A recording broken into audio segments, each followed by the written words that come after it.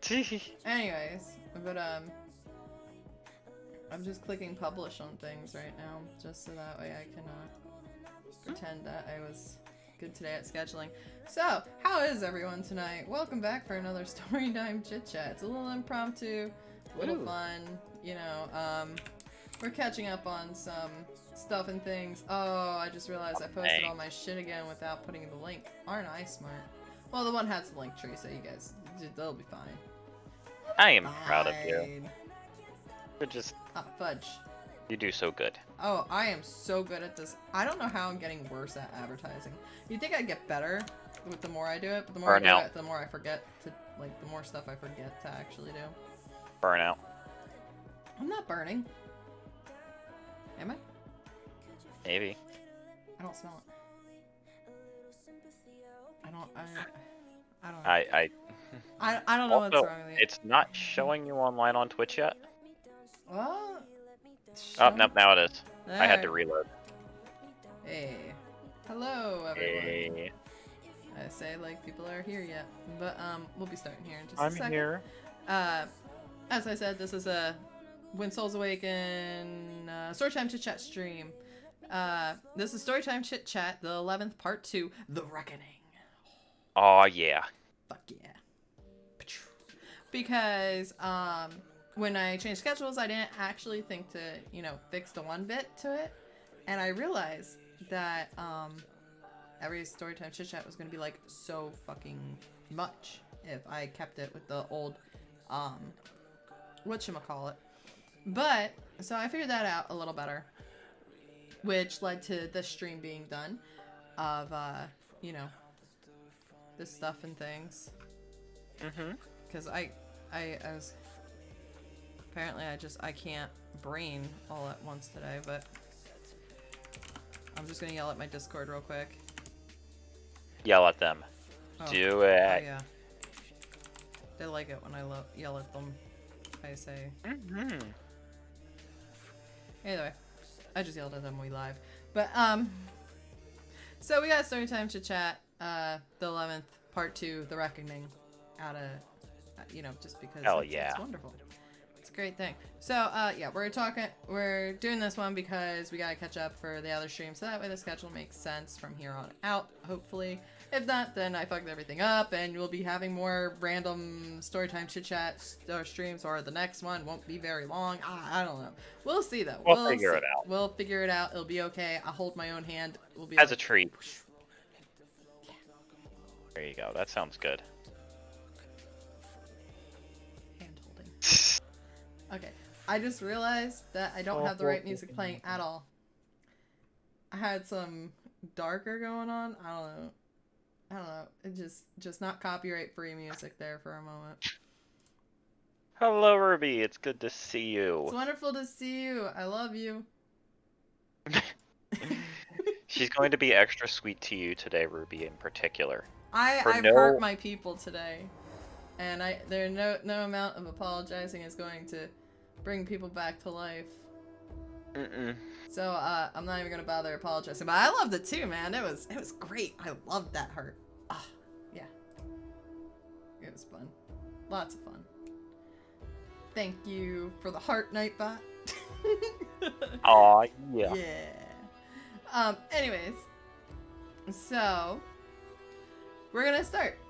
We're gonna start with our chapter 34, Storytime Chit-Chat. Another. Let me fix my screen. Plop, plop, plop. Haha. Oh, fuck. I didn't fix the Discord. Don't worry. I'm still there. Look, yeah, you're still there. There you go. Oh, God. Okay, there we go. You know, anytime that I've ever said that one of these times we're going to do a stream where, you know, things don't go wrong, I really was just lying to myself. Oh my God. Yeah. Thank it was you. teeny tiny hippie. I Anyways, so to begin with this wonderful tragedy that is my life, no, I mean Alora's life, there's no back and forth here. None of this shit's ever happened to me. If it had, I'd probably be, I don't know, not writing about it. First of all, I'd probably be in therapy or dead. But Yeah, you've got your own traumas. yes. Anyways, so the appearing characters are Alora, Rune, Kuro, guard 1, 2, 3, 4, and 5.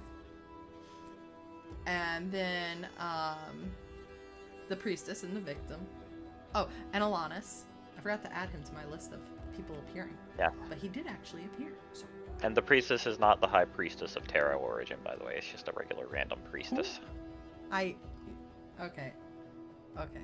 I was witchy. So the god chat, we got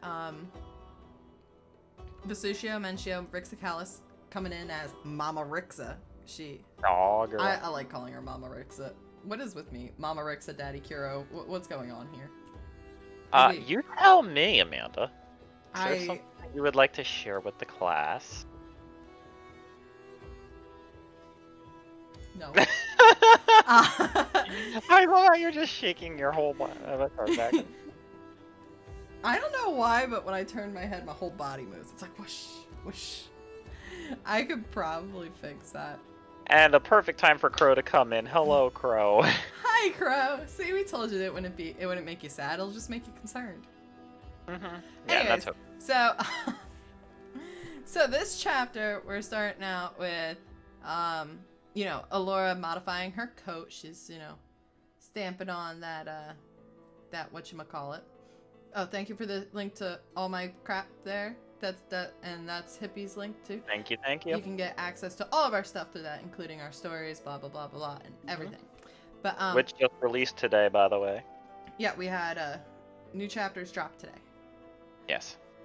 Anyways, so we start off with Alora modifying her coat. She's stitching on Santa Curo's symbol in it, and we move through the motions as she starts to equip her new gear. Like, we're just kind of there with her, enjoying, getting dressed, I guess. And when she makes her way out of her room, she finds Kuro, and she's got Rune with her, and he actually compliments her on the coat. Ooh. So, because it's got Santa Caro, so of course he's gonna be like, "Oh, you're wearing my symbol on your sleeve," but he's not gonna say that directly because Of course not. obvious gods are not that obvious. No, not at all. I don't know why my hands are so weird. Anyways, Your hands are lovely. thank you. I grew them myself. I know. Anyways. So Laura goes on to ask a really big favor from him, and that is, Hey, if you can you do me a flavor? Yeah, a flavor. I was hoping to just, scoot on past that, but apparently no, because Hippie's just gonna be like, yo, fuck you. You know I love messing with your flubs and your typos. I definitely didn't spend like half of our edit of the last chapter doing that. Sorry, go ahead. My avatar looks happier than I am. Hold on, I can fix that. Okay, so Love ya. anyways,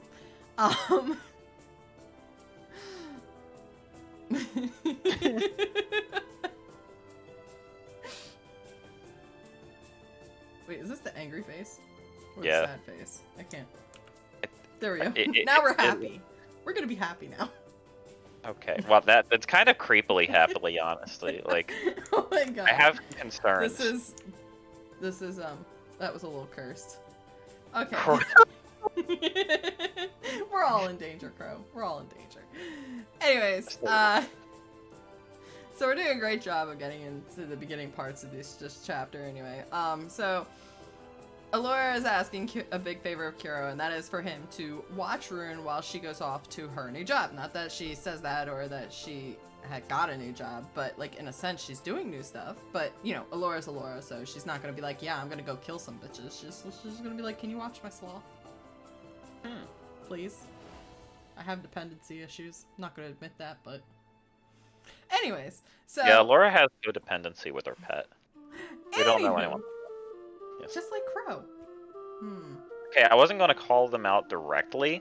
I was just gonna more subtly, just a I'm sorry, gentle. I don't know. Did you put hearts next to Larsolus's name in my outline? Actually, no, I did not. Where did those hearts come from? The heart and I- smiley. I don't know because that wasn't me. Uh-huh. No, genuinely, like, I have no idea where those came from unless I put them in, like, the wrong freaking chat or something. Yeah, Like, I think you put them in the wrong chat. Hold on, guys. I need to figure this out. Don't you, I'm gonna look at my history now. Hold on, guys. We're gonna figure this shit out. yeah, because I'm just as confused. Who put this? What do you mean I put it here? How did I put it here? Maybe you put them in the freaking you put them there instead of in the chat. That doesn't make sense. Okay, so for those who Hold are on. curious, I'm gonna show you bitches real quick. yeah, there you go. So go ahead, Amanda, show them. I will. As soon as I remember how to. So I love how there you go. Can you see that? You see that? There we got that right there. It's saying I put it. But what the heck? Oh well. Anyway. Aw. That was. It's okay, Ruby. It's okay. I confused myself. It's okay. Let's discard. Okay, sorry, I had to go off on that tangent there. Cause Amanda likes to get distracted. Don't worry. I don't know where those. I don't remember putting them in. Apparently you did. It turns out someone just hacked my account and put it in there for me. Then this is. It's like somebody said. It's like it's on the freaking like your phone or something. This document didn't exist until like 2 or 3 hours ago. Rip. But Alright, anyways. Anyway. Okay, so Allura goes out for a new job. Blah blah blah. Allura lives with Allura. Anywho, Kuro agrees that to watch over Rune for the time being, and he is 2,440% sure that she's doing something stupid. Why 2,440% exactly? Well, I thought it'd be fun to tell you that it's been 2,440 days about since the Mage Era began. In other words, it has been 2,440 days, or roughly 6.6 years, since Axis became a Phoenix. And it was really funny because I put this in here, and then one of the questions I got for the chapter was, how long had it been? I'm like, oh my god, I already have a joke planned for that. I'm like, what are the coincidences? I'm like, that's awesome. And there was another one too that was answered before I looked at it, but yeah. Anyways, anywho, right? In the spirit of Vesutio, we say anywho. Yes. We move on to Laura struggling to leave Rune. This is the part where we see her running back and forth, trying to leave the clinic, running through. So she's heading to her destination, her job, and then... That was her screaming. Okay. So she's heading to her destination and keeps finding herself sprinting back towards Rune, turning her several, what actually should have only taken several hours into a whole day event. But she anticipated this. This is why she told Kuro she'd be back by sundown. Because she's like, in reality, it should only take me a few hours, but I know my broke ass is just going to keep sprinting back to my odd, weirdly dependency on a sloth. That's been with me for my whole life. But yeah, poor Al. I love when people put emojis because they bounce all over the place. That's perfectly normal. It is. It is, yeah. Anyways, so anywho.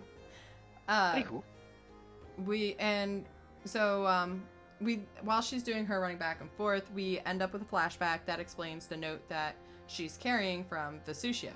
And when you read it, it's a prayer. The prayer is written in the text that's used for Vesutio's voice if you're reading the original edition rather than the free version. And if you remember from the last Storytime Chit-Chat, I mentioned everyone using Al, and that even the kind, benevolent Vesutio was too. This is what he's using her for. This is the reason. He needs someone to protect his flock because bitches be crazy. And, gods aren't going to directly interfere I actually do have a question in regards to that, which I will be getting to at the end of the stream. Thank you, Ruby, for that. One of these days, I'm just gonna end up writing a story about a god who just doesn't care about, like, you know, the rules and stuff, and just smites people because.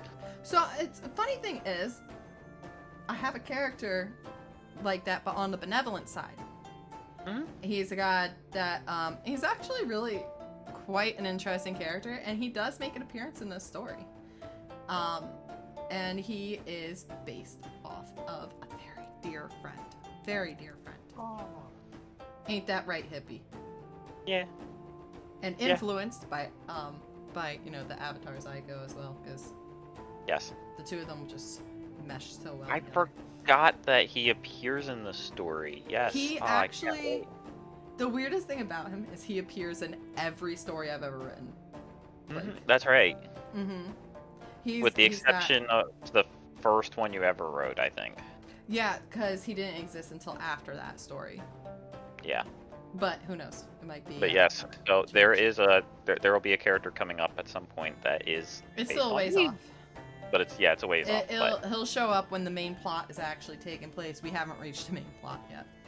yes. We've been setting it up though. We've been setting it up like all over the place, like with the pain today and stuff like that. So that was. Oh fun. yeah.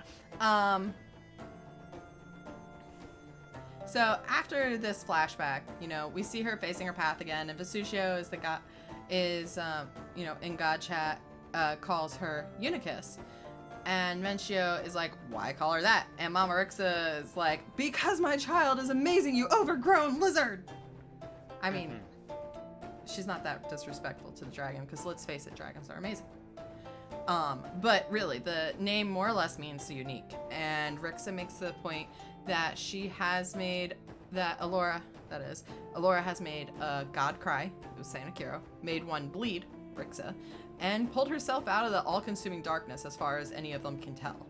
And the gods keep asking her for favors, and she never asks, like, what's in it for me? She just kind of does it for the sake of the victim. She also slapped Lord Solus and called him a pervert. That too. She has fucking balls. So why not call her unique? She is just that. She is very unique. And I mean, her ball size is unique alone. I'm pretty sure she could just like dominate the world with them. Fucking Strapped out. out of the all-consuming darkness. She put on her big girl pants and got out. I'm dying. So that's a lot to consider. And we actually get to see the skills in the next bit that Rixa is so confident in, you know, that she has instilled in Allura. And Allura, you know, gets her job, and she finds the mage that's being offered to the birds by a priestess that is sure that the victim, oh my god, the priestess is sure that the victim stole her power, you know, stole the power from the gods, and, you know, instead of the truth, which is, you know, Vesutio gifted all of his followers, all of his faithful followers. As opposed to the other gods who just kind of went yeet. Well, I mean, the other gods kind of like went and picked out people. Vesutio is the only one to like mass give his powers away in this sense.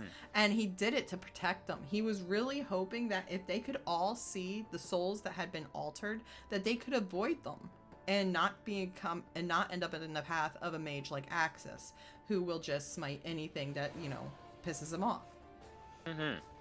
So it was really just a line of defense he was trying to give to his faithful followers. And anyways, went on a little bit of a tangent there, but it was relevant, and that's all that matters. So we see Allura exercise her deadly stealth, and she's really good at stealth, honestly. And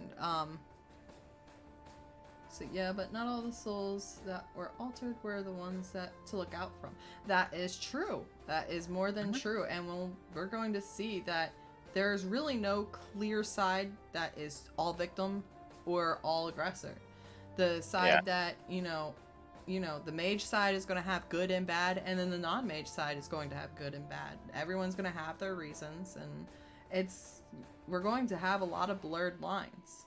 Like, because nothing is ever as black and white as you want it to be. And that was really something I tried to do with this story. Humans, yes. Yes, humans. So, with we see Allura, take down these 5 guards, waiting for, the perfect opportunity for each one, so that way she can just keep going through and pushing the numbers in her favor. And she does. And then, towards the end, the priestess realizes, she's the only one left, and instead of trying to reason with Allura in a reasonable manner, she, makes a big fucky wucky by, calling them monsters, and she just absolutely gets demolished by Allura. She's not just dead, she's big dead. Like, she is super dead. Like, dead is not a strong enough word for what happened. Yeah. So, I mean, yeah, she is. Whew. But when Al does lose her shit, Lars Solis goes into Chit-Chat like, hold on one fucking moment. Her and Axis, same person. And it's the first real mention that we see of Axis, like, since he abandoned Al. It's the real first mention that we get from him about him being alive and still, and, we get a little nod that he's been apparently thinking about her. Like, she's still on his mind. So we also see the victim, snapping Allura out of her rage. Like, she's like, oh my god, I think she's dead. And Allura's like, what? Stop it, he's already dead. Yeah. And Al may be... that meme. Like, Al may be like Axis, but she is much easier to reach in her haze when she's like this than Axis is. At least it seems that way. And even the words that she has said to others, she still holds to herself as her own, she tries to stand by them. So that's when we see the little callback to her asking Armel, aren't you worried others will paint you as a demon? And she's realizing, she's like, it doesn't matter. In this moment, it's like a really big realization moment for her, because she's going, it doesn't matter if I save her, if I tear this person apart limb from limb in front of her for what she wouldn't understand for why. So this is a moment where she has to learn how to set aside her feelings, like her own personal rage, to remember that there is another person still there watching her do this. And it is a horrific act, what she's done, even though she saved her. But, so it's like she's really having to find a separation of emotions again.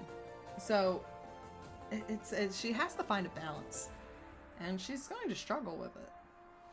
Oh, yeah.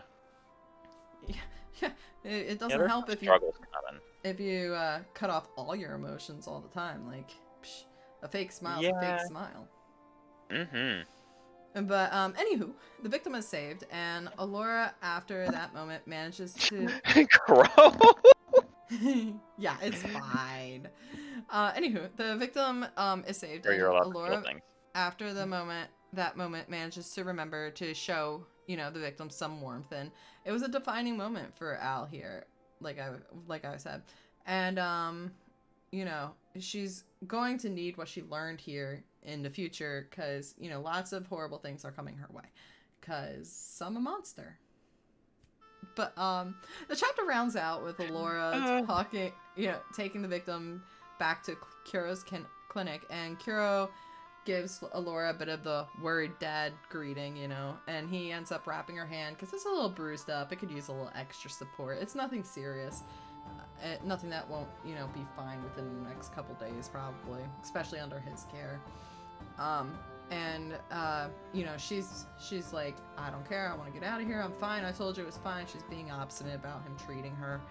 And, Alanis pops in, and it allows Allura a real easy, out. So she takes it. She rocks out, and then Alanis is stuck there talking with Kuro.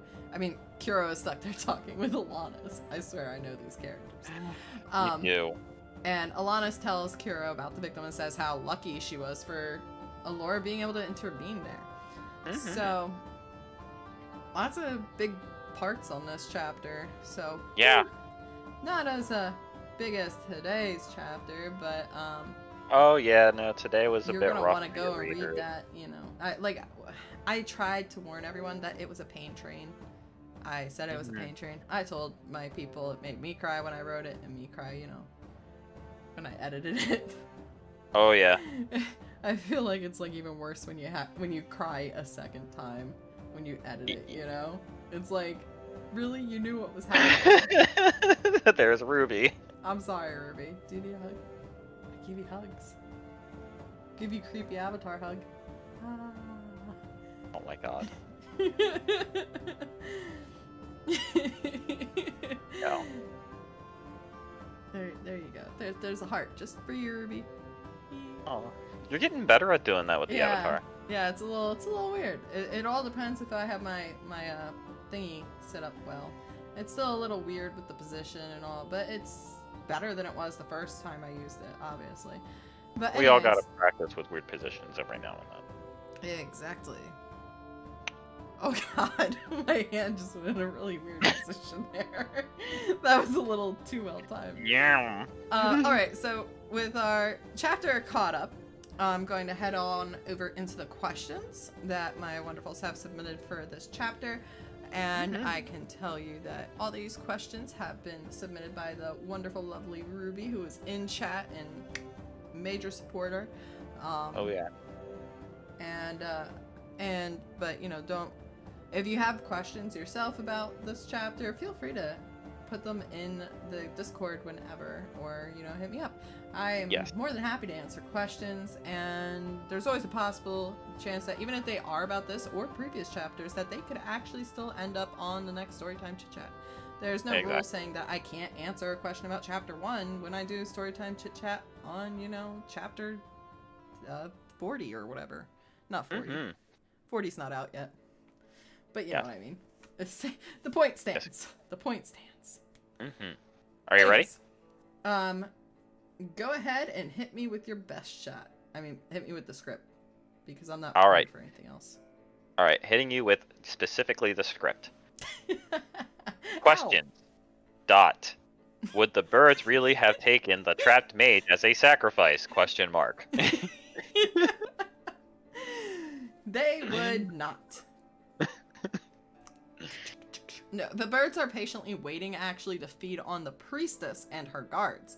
These birds are sentinels of Vesutio, Rixa, and Viserys, and maybe possibly even some of Larsolis's birds too. I'm sure, because, you know, Larsolis is a nosy fuck that's enjoying all the blood and chaos of entertainment that he has brought upon the land. But they are all waiting for Alora's interference. The gods, you know, was like, yo, bitches, get down there. I need to see what happens. So, next question. Is Alora really still on Axis's mind? Very much so. She plagues his mind constantly. Aww. I know. So why doesn't Axis go to Sanctum? See how I just kind of segued into that? There could be multiple reasons for this, such as, you know, he like left the country, he's avoiding Alora, he's in jail somewhere and out of lockpicks, or he's wondering about or he's wandering about like a vagabond, or he is in Sanctum and is just really good at hiding. I don't know, it could be any. World hide and seek champion for 6 years. 5. Thank you. 6 years ago, thank you for the compliment there. You gave a great read. Question. All right. So, will Alora continue to have issues with leaving Rune behind since she is going to keep hunting? She is going to work through them, and she will improve. She's going to get to a point where she can actually leave her sloth with someone else that she trusts. But she's still going to be anxious, but she will get to a point where she can actually handle it. Okay. So, how skeptical was Kuro when she said she would be back by sunset? Did he believe her, or was he just hoping she was telling the truth? Kuro was 99% she was going to get herself killed, because he's like, oh my god, she is leaving the sloth with me. She's going to die. There's no other reason she would leave this behind. But then he realizes that when she said by sunset, that she is trying to get past her dependency, that she's trying to work on it. So he was worried, but like once he figured it out that, you know, she's working on her dependency issues, he was like, okay, I guess. But yeah. So, was Kira surprised to find Alora come back relatively unharmed? Extremely so, with the exception, you know, of her fists, you know, needing the minimum care that it got. But, yeah, it was It was pretty good. Maybe And how bad? Sorry, go on. Go ahead. No, No, no. how badly was the woman that she brought back injured, or was it just merely neglect? Thank you for the follow, Ruby. Oh, thank you. You're the best follower. Aw, I don't yeah. know. I don't know, because I know I've gotten your follow before. Either way, I'll take it. I like the bloop bloop bloop and seeing the heart up there. It makes me feel special. Either way. And plus, you know, the Streamlabs stuff is a little weird. Not Streamlabs, this is Stream Elements. It's a little funky sometimes. But It is. so where were we? How bad was Okay. Right here. Now Crow is following. Yeah, Crow. Woo. That's weird. I don't know what's going on with my Yeah. because I know you both were following. Either way. Like I said, Stream Elements is a little weird sometimes. It is. So we were with She's right here. Okay, okay. This is your answer. So how badly was the woman injured that she brought back? That was the question. I just appreciate re-followed you, to make Crow. I love you. Oh my Crow, god. you are very valid. So, the woman, the victim, she was moderately injured with bruising and possible fractures, but nothing like super serious, but you know. And Crow, I love you so much. You're wonderful. So was the priestess a false one, or did she fully believe she was doing the goodness of her gods? She believed herself to be a real priestess, but she was definitely a fanatic, taking things way too far. Like, in her little world, like the people she lived with and all, she was totally a priestess. But like, I mean, She was an evangelical. Let's face it. all right, let's go on. Rip. Next question. All right. So was that Vesutio there with Allura keeping an eye on her? The owl was a sentinel that he was using to watch her, and he was like kind of watching through it. I don't know if it was Vesutio exactly, like if it was him himself, because probably not, because you know he you know, it'd be a little more grand, but it was definitely one of his sentinels, if not him. Okay. And so you mentioned the birds being gods. So were the crows another god, or just animals that happened to be waiting for a free meal? Also, did they know to keep quiet for Allura, or was that some sort of god influence? So This sort of answered, but the birds in attendance were all sentinels of the gods. And a fun fact: Larsolus, Vesutio, Rixacalis, and Viserys all like using birds as watchers. They're the gods associated with birds, honestly. I mean, it's possible. I mean, I could, you know, throw in a fact that, you know, if there was like carrion birds there, like that, Morsamum might have been taking an interest, but Morsamum doesn't really give a shit. Yeah, Morsamum doesn't really care about much. He's like, I don't care until they're dead. And then I just care if they die. And if they die, that's fine. If they should be dead and they don't, then I guess I have to get involved and do my job. Yeah. Morsamum just does not give a fuck. Yeah. Unless you're Anima. And then if you're Anima, he's like, holy shit, what do you need, babe? I got you. Yes, ma'am. He loves his wife. He drinks that respect wife juice. Mm-hmm. Alright. So why can't the gods come down and just save the mages themselves? Okay, it's like a set of unspoken rules or expectations that are held. Like, you know, those deep traditional ones that, you know, religions and cultures hold that they just do not cross, kind of thing. So gods are not supposed to interfere with the mortals directly, and most gods don't want to disrupt the power balance further or ignite more issues than, you know, Larsolus already has. And they do not want their divine intervention to come back and bite them in the ass in worse ways than it already is happening. Also, most of the gods are low-key superstitious about Avernus, you know, possibly coming back to smite all their asses if they fuck around too much. Yes. So very good. that's pretty much. They're a little bit scared of Avernus. They also just, you know, the heart goes out for them, but it's like, I swear, it's like those people I don't like them very much, but it's one of those people that go, that are like, oh yeah, I love my dog, but it's not a person. Like, you know what I mean? It's like those Yeah, kinds of people. they have that kind of Like, attitude. it's like, oh yeah, I like them, but they're not comparable to my life. That's what these gods are like. Wise is right, Crow. Wise is totally right, Crow. My dogs are my family. I love them to death. They are Yeah, my basically, babies. but most of the gods are just really, yeah. dogs who are gods. Yes, perfect. What were you saying there, Hippie? It's basically, they're the politicians of frickin'. Yeah. So, anyways, we're gonna jump real quick to this promo screen. Be sure to follow us on Facebook, Twitter, Instagram, all that fun jizzity jazz. Jizzity jazz. I could have chose better words. Oh well. The phrasing was okay up until you mentioned the Anyway, phrasing. Patreon, Ko-Fi, coffee, I mean. The tip panel even. Anywho, jizzity jazz. I'm gonna have to make a meme of that or something.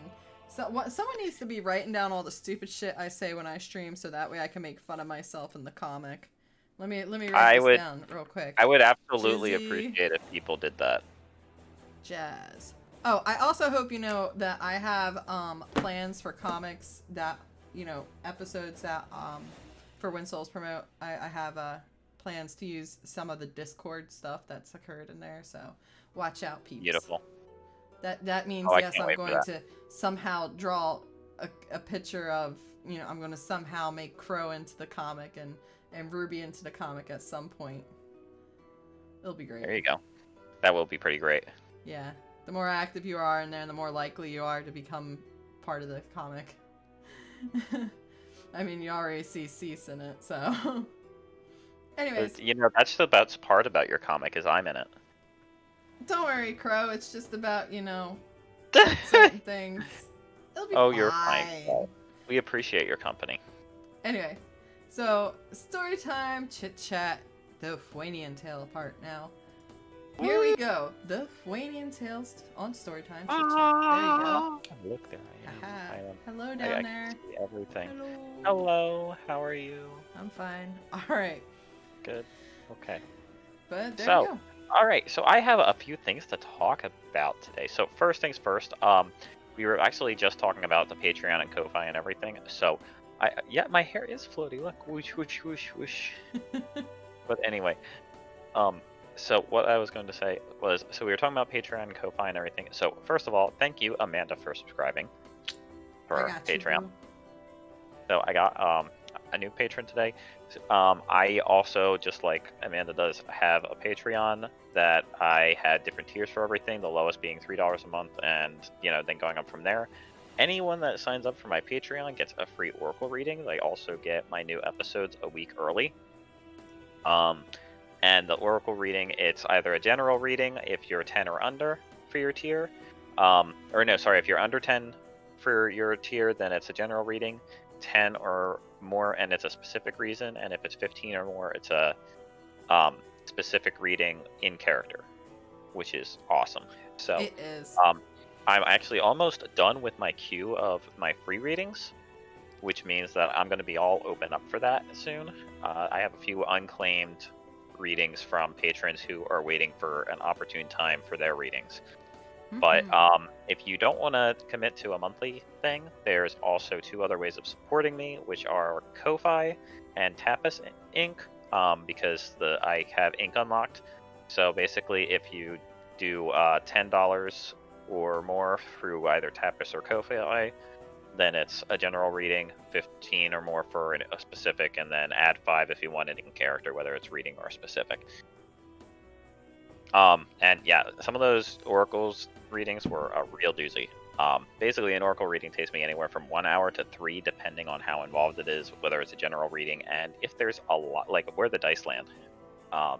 If they're super spread out, then it takes a lot longer for me to get it done. Now, the next thing I wanted to talk about is a new chapter released today. Read it. Please. New chapter. Or if you haven't, or if you have not read up and caught up with the Aphuanian Tales, it's okay, Crow. I'm just, you're okay.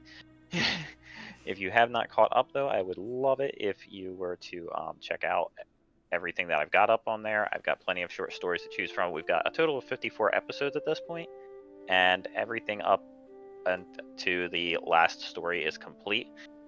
Good girl. And Yeah, so we're never going to get it through a stream without some sort of kink or sex joke. It's just not in our nature. no, it's really not. And I gotta make sure that I praise the pets. Anywho. So there's 54 episodes up right now of the Aphuanian Tales, and it's all divided up into short stories. The current ones, Crow. It's okay. I'm not gonna scare you anymore. The current episodes that are coming out are for Unrelenting Fate, which are going to continue each week, one episode at a time until it is done. And then after that, I start the Fel Ren, which is my first big story. And yes, that one is one of my favorites as well. So, and Crow, if you're still here and haven't actually left, the Fel Ren is going to be a big one for you. You would love Ren as a character, I can assure you of that. But for anyone else who is currently watching, yes, so the Fel Ren is my first main one, and it actually involves it's one of the first stories I've written. Mm-hmm. So this is kind of a modern, like a more recent take on it, and it's going to be very in-depth. It's going to be spanning a couple of years, so we're going to be with the Fel Ren for quite a while. There are going to be field strips in it, but there's also going to be plenty of that Aphuanian Tales brand of humor, which is wonderful. So it is. Now I also have had questions submitted by the lovely Ruby, and anyone else who is watching is more than welcome to submit questions about the Aphuanian Tales in general. I will be more than happy to answer anything, whether it's a story you've written or read, or just something that you want to hear about or something like that that might not have shown up in canon yet. As long as it's not a direct spoiler, I will try to involve it. I'm enjoying all the emojis we're getting tonight. Yeah. Okay, so Amanda, go ahead. Questions? You ready for your questions? Yes, and thank you again. First question. Are you ready? Yes. Second question. How do I read? So, one letter at a time. Okay, no, I'm kidding. One letter at a time. Okay. HOW space. MANY. Okay. Go ahead and read normally. Okay, how many stories have you made so far with this world? All right. So, so we have the ones that are published, which are all up on Tapas already, which I believe I'm up to 5 stories here. Let's see. I've got 1, 2, 3, 4, 5. Yeah, so 5 stories, not including the bonus content, already up.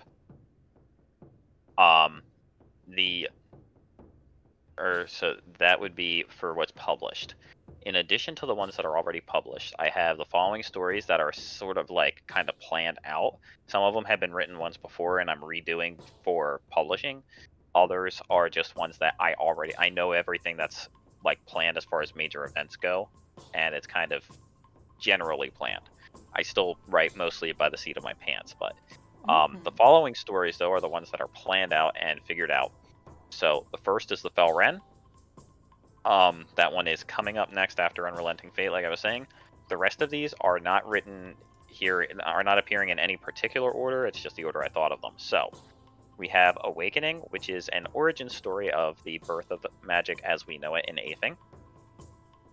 Of Bricks and Bottles, which is focused almost entirely on the character Eric from Unrelenting Fate. The Crimson Tempest, which is actually the story of the Crimson Tempest and how it came to be. So that one's going to focus on the Pirate Twins. Oathbreaker, which is another Ren-centric one, as most of you know. I have at least 2 more stories featuring the incredible documentaries of Lady Farista. So we'll see Farista and Scarlet again soon. I know that was another question, so the answer to that question is yes, we will see them again.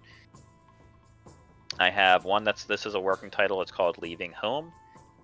That one is one of the major ones actually, and that one kind of is going to probably be in volume 2 of the Aphuanian Tales. I have The Forgotten, which is one that that one hurts Amanda. Mm-hmm. She loves that character. I have Terra's Tale, which is following one of my favorite characters who has not yet been introduced yet, and that would be a lovely little druid named Terra, who everybody knows and everybody loves. A working title called Unto Death, which is a much further out story. A crapload of collabs that I've written with Amanda, just that are not canon and I don't intend on publishing, but if we might do like possibly as publish a bonus them, thing. Yeah, for Patreon Yeah. exclusives For fun. those, yeah, we might post those to our Patreon, but if we do, then understand that anything that's a collab in that sense is non-canon, because a lot of them are they take place in alternate versions of Aphing. Yeah, Some so that AU are outdated. non-canon. Hey, if we go back far enough in the collabs, Arya and Elra are one person. That's right. There is a point where that, yes. But there is actually a couple of ones where characters from Vismundus show up in Aphing. And speaking of collabs, though, there is one canon collab coming up eventually, and that one is one that actually has characters that Amanda created for Aphing, and it is called. It was sorry. Go ahead. No, go ahead. Knights of the Light's Wisdom. It started off as a challenge when I was, still learning to, do all this bullshit. When, we'd written a bunch of collabs by this time in Aphing and whatnot, and, Hippie was like, yo, as a challenge, you should totally make a character for it. I was like, okay. So I created Clovia. And she is such a wonderful character, and she came out really well, and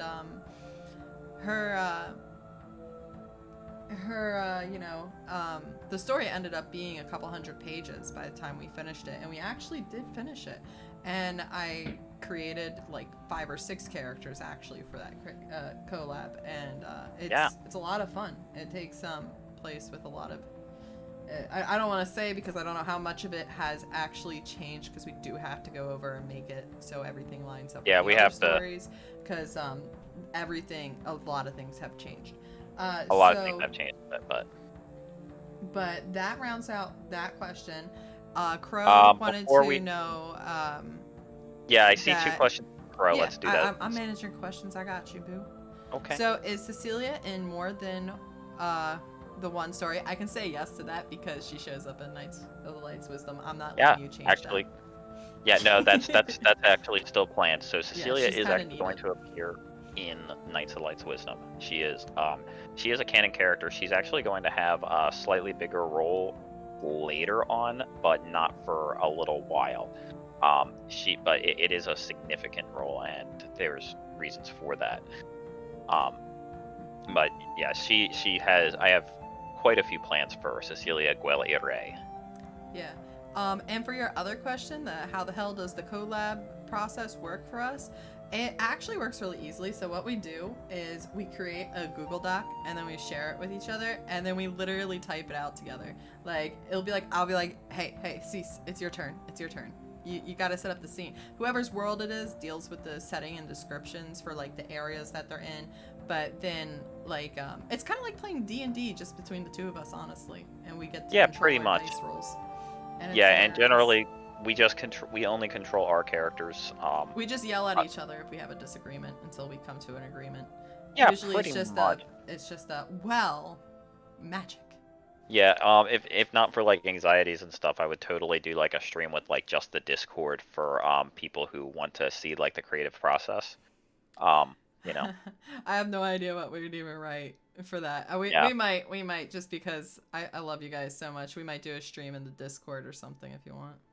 Yeah, and the other thing that might be eventually it'd be cool to maybe have somebody with a like have like you, Crow, for example, or somebody like join in on a collab one time, but like that's down the line, I think, when we have more time. Or even Ruby too. Ruby would be a good one for it. But that's down the line because we've got a lot going on. That's a far ways off. Yeah, it'd be Anyways, a far ways off, but yeah, those are so the. sorry.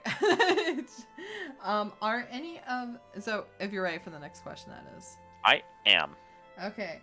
Are any of these inspired by these stories inspired by friends, games, or anything?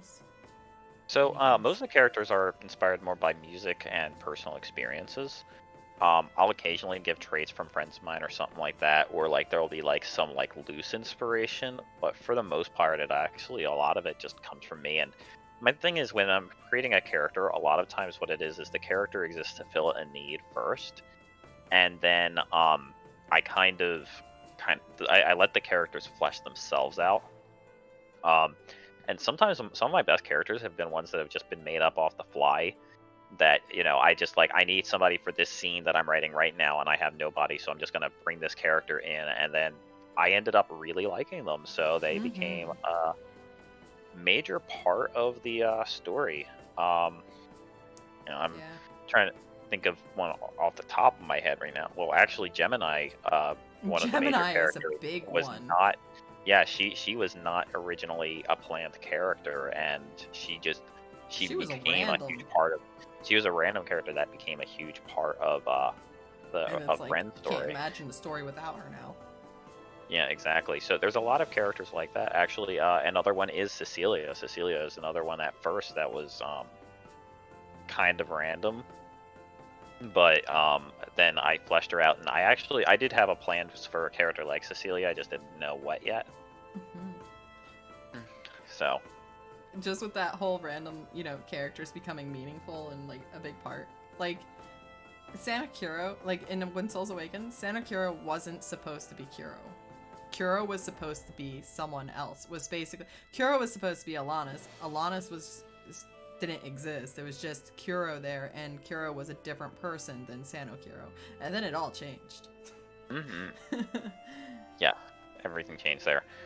Because I'm like, oh, Alanis is too naive. Yeah, basically. Anyways, ready for your next question? Yes, I am. When did you start writing this about this world? So Aping, I created the world before I started writing it. I was very heavily influenced by like RPGs, especially games like the Zelda series and stuff. And I wanted my own little world that I could have like fantasy adventures in. So I created the world of Aping, and a lot of it was more for like daydreaming stuff like that. But so I started out drawing little maps of this world and like what it was like, or just drawing little like scenes and all. And that the first map of Aping was drawn when I was 11. The first character that was a main character was created shortly afterwards, who we'll talk a little bit more about him later. Since then, Aping has evolved several times over. It's practically unrecognizable from what it used to be. I mean, it still is recognizable, but not quite. It's like a And relative of what it was when I met him. Or, basically, yeah, yeah. It's like a cousin. yeah, exactly. You So, can see the resemblance, kinda. but yeah, it's definitely grown and it's fleshed out since then. And so, Aping is a world that's constantly evolving. And most of my stories right now, like especially the one that I'm going to be posting after Unrelenting Fate, that one is a major. Sorry, sneezed. That one is a major rewrite actually. Mm-hmm. So, So, is there a character that you picture yourself as, or are they all just characters you made up? so I believe that every character I've created, whether they're a good character or a bad character as far as alignment goes, has at least some part of me or of the person I used to be. Several of my villains are parodies of former ideas and beliefs that I've left behind. Some regrets that characters have are actually based on regrets that I've had or just their traumas. Um, the closest character I've ever had to an author insert was at a time Farron Telecopa, who will be making his first appearance soon. So Farron's the first Love character I him. created. He is very traumatized. He's a cinnamon bun of a character, but he's also, he's got a lot going on. And he has a very special place in my heart. I say he used to be author insert kind of because while definitely utilized him as a kind of a way of sourcing through a lot of my own issues that I've dealt with and everything, he and I are really not the same person. I grew past a lot of the issues that he's dealing with, whereas he's still stuck there. Nowadays, the character I most strongly identify with is one whose very existence is actually a spoiler right now. The next closest character would be Cecilia Guelleray, but she was actually, for those in the Discord who have notice a connection, so Cecilia had her name first. But yeah, so Cecilia would be the next closest character as far as that goes, but the character I most strongly identify with has not been introduced yet, and I don't really want to say much about her because there's a lot of spoilers involving her very existence. And there's a character in there that is based off a friend, because she's one of my favorites. Oh? Yeah. Oh yes, that's right. Ash. Yeah, I wasn't sure if you wanted her name dropped or not, but yeah, I love yes. her so much. So I've only ever seen her like in one of the stories. Yeah, so there is one character that is based on Amanda, and that is Ash, and that was because she was actually it's because I was going through quite a lot, and Amanda was being very, very supportive at the time. I kind of wanted to honor that, and also just show how much like her support has meant to me. I literally at the end cried. Of the story. And yes, I made her cry, and it was beautiful. And I love making her cry happy tears. And that was before, like, when I didn't cry. I don't know what happened. I don't know what changed, when it changed. I just remember seeing in all caps, just, I am so touched. Yeah. Anyways, moving on. So... Did I ask that question? No, I didn't. Nope. What has really influenced you with this story? Video games, anime, chit-chatting with friends? Trauma. Yeah. Trauma. I don't know. Are there... I'm like, is it just us, or is it just all writers that write from their traumas? I mean, I don't know. I'm sure there's some out there that don't write from trauma, but you know.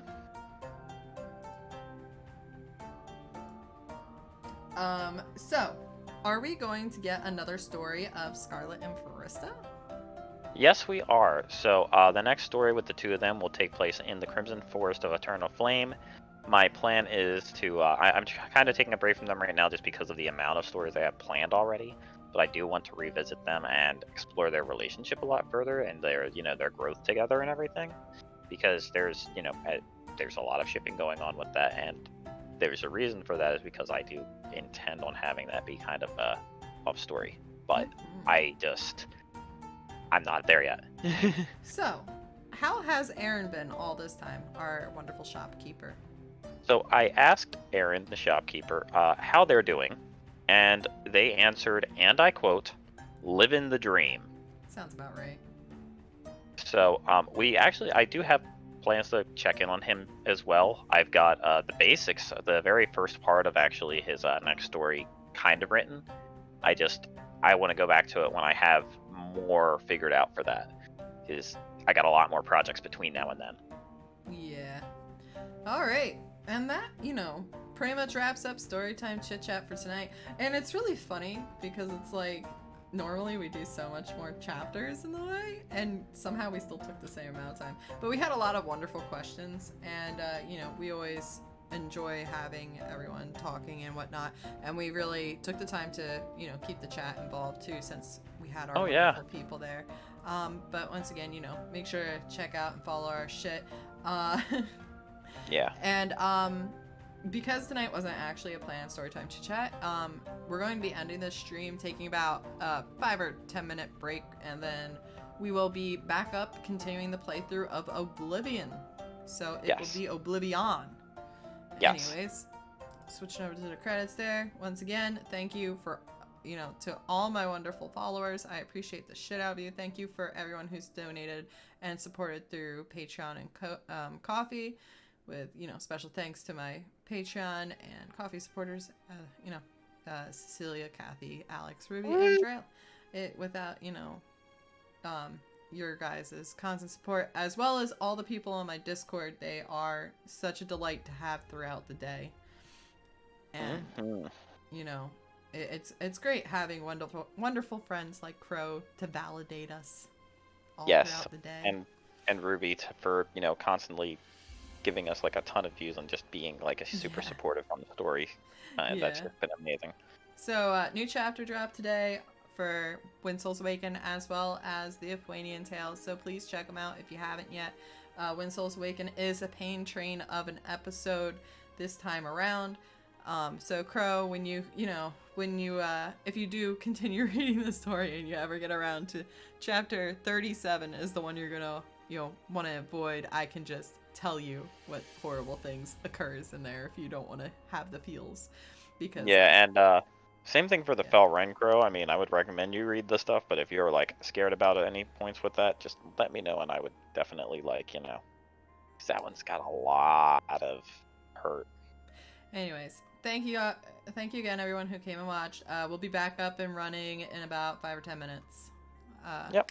for the Oblivion stream. If you're watching this on YouTube, then I'm sorry, because Rip. that's a lie. Just kidding. I actually do have all my videos downloaded, so I may be posting my Oblivion playthrough to YouTube just for shits and giggles. So Woo. who knows? We'll see. All right, toodle-doo. Hanging up now. See you in a bit, guys.